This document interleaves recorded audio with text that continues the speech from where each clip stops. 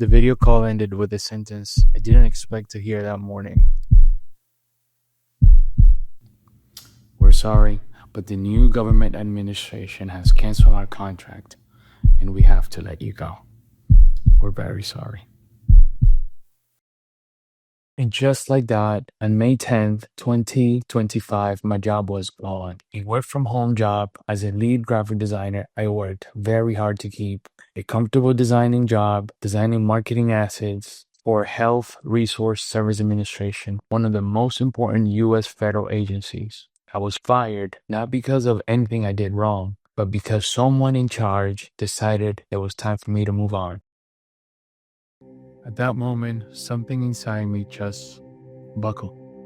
I realized how much of my identity I have placed in this rhythm of working behind the scenes, quietly doing good work and hoping that would keep me safe. And it didn't. But I wasn't angry at anyone, really. I was grateful. Grateful for the opportunity, the team, the growth. But the truth, it did hurt me badly. And now, with artificial intelligence causing all kinds of problems in the job market, I think the chances of getting a job as a graphic designer are very small. Ever since then, I floated odd jobs, catering service, food delivery gigs. Humbled, yes, but also awake in a way that I haven't been in years.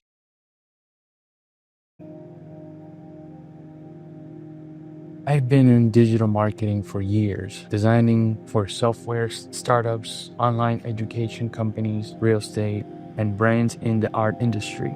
I've always done good work. I've always been someone you can count on. But this wasn't the first time the rug got pulled. And somewhere deep down, I think I knew it wouldn't be the last. You see, there's a cycle in corporate life that nobody talks about enough.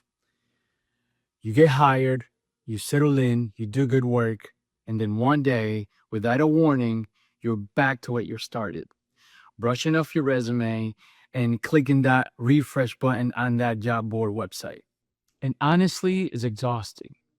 And after a while, your whole life feels like it's just another version of restarting all over again.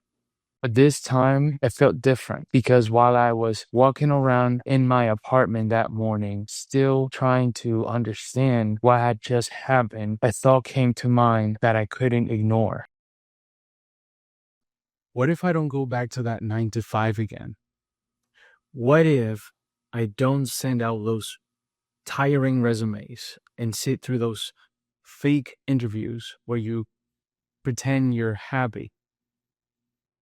What if I didn't go back to work for someone else?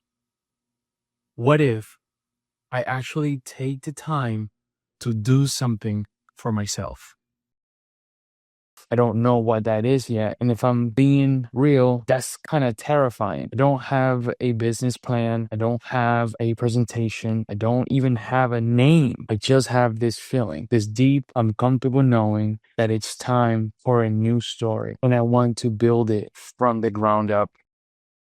The truth is, I've talked myself out of my own ideas for years. I tell myself I'm not ready yet, that I need more experience, more time, more stability. I've always convinced myself that I have to find the perfect time.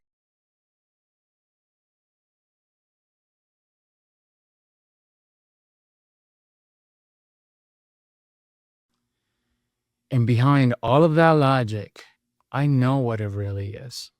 It's fear. Not fear of failure, but fear of what if it actually works? What if it actually works? I would have everything on me: the vision, the issues, the challenges, the failures. There's no boss to hide behind, there's no team behind the scenes. It's all on me. So instead of chasing the new perfect job, I'm chasing my dreams. That's why I'm doing this video, because I need a way to remember this moment. Not only to share with you, but also for me, something I can look back when I am 3 months in and feel like quitting. This video represents a turning point. I don't know exactly where this will go, but I do know I'm not looking for another job, not this time.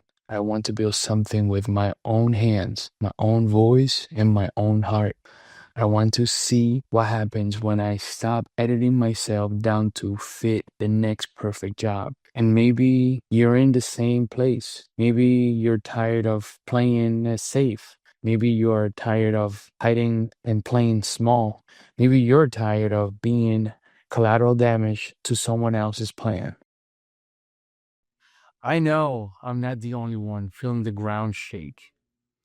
AI is no longer a buzzword. It is really taking real paychecks.